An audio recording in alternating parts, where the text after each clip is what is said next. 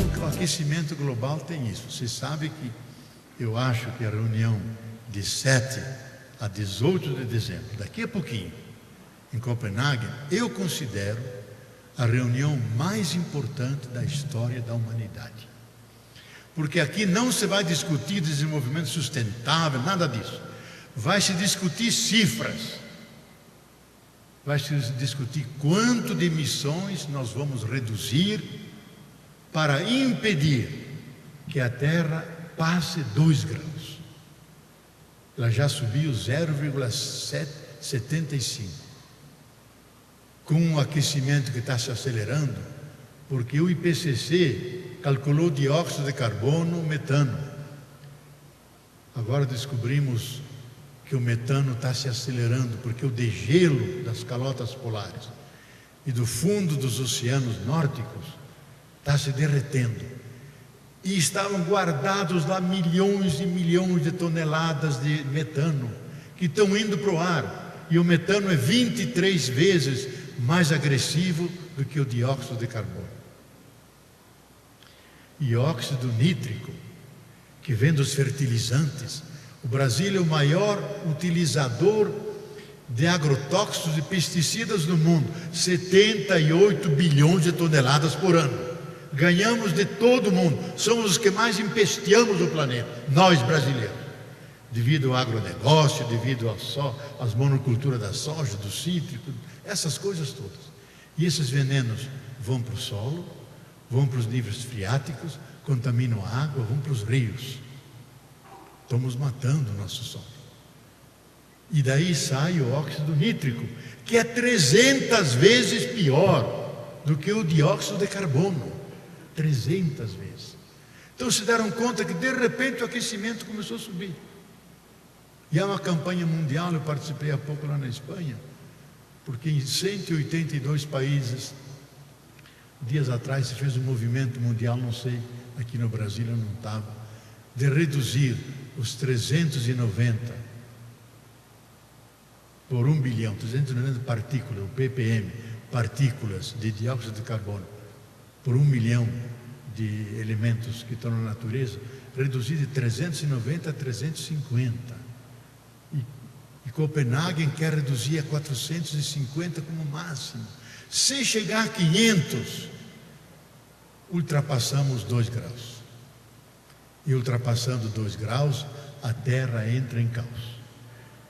E o curioso, vocês vejam os documentos que estão saindo esses dias, dizem 2 graus é inevitável, não podemos chegar a 3 e 4.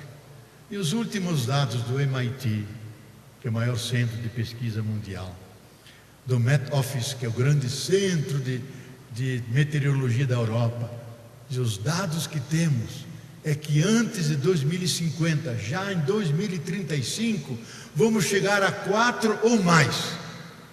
Com 4 ou mais, a maioria das formas de vida que conhecemos não vão aguentar e vão desaparecer, e milhões de seres humanos vão desaparecer. E eu lamento terrivelmente que Barack Obama e Jintao da China querem frustrar essa reunião. É como se a casa tivesse pegado fogo. Dizem, não, nós vamos esperar no mês que vem para atacar o fogo. O fogo cresce e vai queimar a casa. Não dá. Porque alguém está sendo operado e diz, não, vamos parar com a operação. Vamos esperar. Não pode. É urgente. Cada mês, cada ano que perdemos, querem passar para o ano que vem. Então a humanidade não despertou ainda o que significa o aquecimento global, as consequências que poderão cair. E já estamos vendo as consequências mesmo no nosso país. Estamos sentindo como cada 30, 40 dias no sul tem imensas tempestades, ventos de 150 quilômetros derrubando. E sabem onde que se formam essas tempestades? Não se formam aqui não.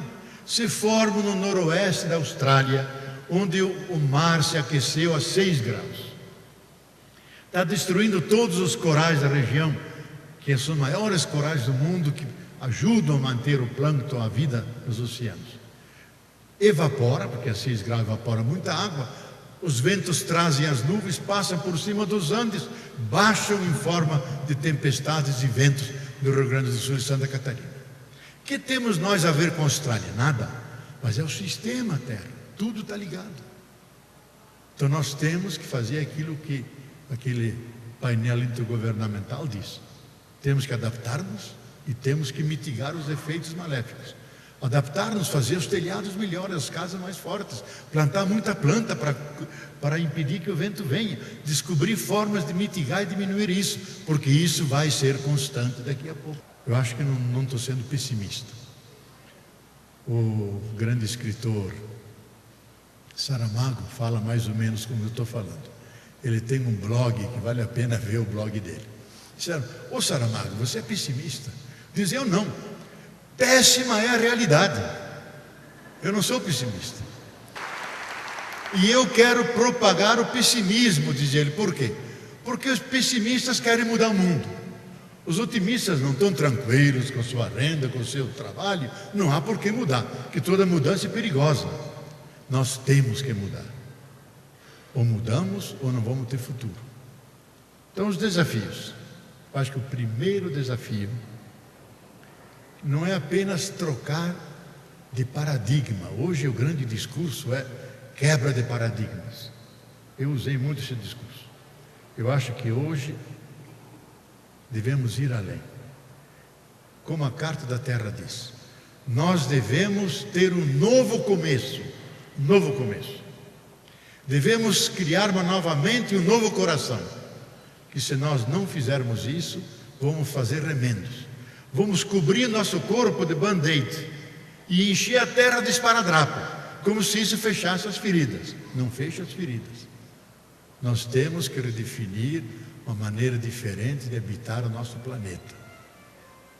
E aí vem a educação, vem as profissões e vem como é que se elaboram as culturas. Então, eu acho o primeiro desafio, eu acho que é salvar a vida. Para mim, a nova centralidade, os eixos que vão constituir o nosso futuro, será vida, humanidade, terra. Os três grandes valores. E a civilização será uma biocivilização, uma civilização centrada na vida, não na produção para a riqueza e para o mercado, mas para uma produção que favoreça, expanda, garanta a vida. E a vida para todo mundo. Hoje nós podemos dizer, nós não amamos a vida. Criamos uma máquina de morte que pode destruir o ser humano por 25 formas diferentes. A ciência moderna trouxe coisas extraordinárias. Criou a penicilina, prolongou a nossa vida, nos levou e nos trouxe da Lua. Mas também criou uma máquina de morte, com armas químicas, biológicas e nucleares, que pode destruir toda a vida, sem sobrar ninguém. A vida grande, porque 95% da vida é invisível, só 5% é visível. Micro-organismos, fungos, bactérias, protozoários são invisíveis, são inatingíveis pela nossa agressividade. Se você pega uma colherada de chão e bota debaixo de microscópios quânticos, se contam entre 10 a 12 bilhões de micro-organismos, bactérias, elas que reinam. Cada centímetro quadrado de nossa língua tem 8 bilhões de bactérias, no estômago tem 10 e perto do ânus 30. Nós somos um continente habitado por esses micro-organismos. Eles sobrevivem, riem de nós. Mas nós podemos nos destruir. Eu perguntei um dia a Gorbachev, numa reunião da revista da Concílio, diz: Gorbachev, todo mundo fala, mas não sei se é verdade, que você podia pegar o telefone vermelho e deslanchar uma guerra nuclear. Disse: Boff, havia 2 generais malucos que toda hora viviam me dizendo: vamos ao encontro, a um confronto total com o Ocidente. E ele dizia: olha, se eu aceitasse isso, só com as bombas que nós tínhamos, íamos destruir toda a humanidade, sem sobrar ninguém. Nem precisaríamos sair de casa, era só estourá-las aqui. Tal é o nosso potencial. Então, só uma mente insana, inimiga da vida, pode fazer isso. Nós gostamos de Barack Obama, ele é providencial, o homem, eu acho, enviado pela natureza e por Deus. Mas não podemos esquecer que é um império que tem 600 bases militares no mundo, com 700 mil soldados servindo, 3.100 ogivas nucleares montadas, que podem ser lançadas dentro de 1 minuto e meio. Veja sobre que baril de pólvora nós estamos assentados. Essa é a realidade. Quase ninguém fala disso. Então nós temos que voltar a amar a vida em todas as suas formas. Começar a vida humana, do bichinho que anda na rua, do galho quebrado, respeitar toda a vida, porque tudo que vive merece viver. E tudo que existe merece existir. Segundo, garantir a integridade e a vitalidade da terra. Hoje há uma grande discussão nos fóruns de ética, de reflexão até econômico-financeira, sobre qual é o bem comum da terra e da humanidade. Eu até participo de um grupinho bem pequeno, cuja tarefa é elaborar um borrão para ser discutido na ONU. Qual é o bem comum da terra e da humanidade? Não é o bem comum da sociedade, nem do Brasil, agora é da terra, como a única casa comum que temos, e da humanidade como um todo, para que todo mundo possa caber nessa terra, possa ter o decente, não só o suficiente, o decente para viver. E toda a economia e a produção, garantir a todos os seres vivos, não só a nós, superar o antropocentrismo, porque a terra e a biosfera não criaram só a nós, criaram a nós, as plantas, os animais, os peixes, todos os seres vivos, para que todos eles possam conviver conosco, nessa imensa comunidade de vida. Então garantir a vitalidade, a integridade da terra, desafio enorme, que nos obriga a rebaixar os climas, mudar as formas agressivas com que tratamos quando produzimos as coisas, ter um sentido de compaixão com todos aqueles que sofrem, desde animais, seres humanos fundamentalmente. Terceiro desafio, um outro modo de produção e consumo. Seria largo falar sobre isso, mas acho que o desafio é como passar de uma produção industrial que coloca em estresse a terra e os seus recursos, como passar desse tipo de sociedade que é dominante e que é bem representado pelo PAC desse governo, que é projeto de crescimento, aceleração do crescimento. Nem é desenvolvimento, é crescimento, gente. Isso é coisa do século XIX, mas por aí. Como passar desse modelo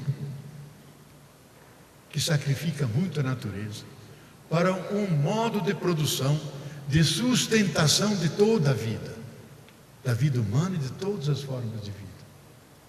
Porque esse é o grande desafio. Chegar, como dizia antes, e há um grande economista, ele está no Brasil hoje, Ignacy Sachs, é um economista polonês, professor em Paris, trabalhou vários anos no Brasil, e é um dos poucos economistas que colocam saídas para esse colapso, incluindo a ecologia.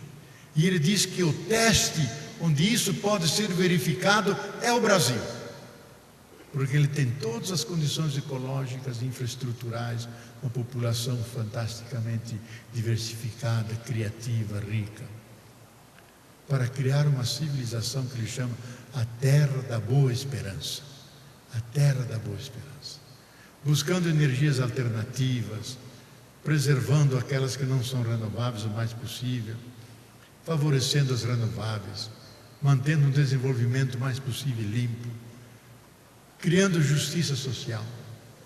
Nós somos um país rico, mas profundamente desigual. A África é muito mais pobre que nós, mas é menos desigual que nós da América Latina. Por isso nós somos o continente e o país mais injusto do mundo. Porque dizer desigual é uma análise. Dizer disfuncional, outra análise. Eticamente é injustiça e teologicamente, eu sou teólogo, é pecado social e estrutural. Pecado tem a ver com Deus, com a sua maldição, em cima da sacrificação que nós fazemos de nossos pobres.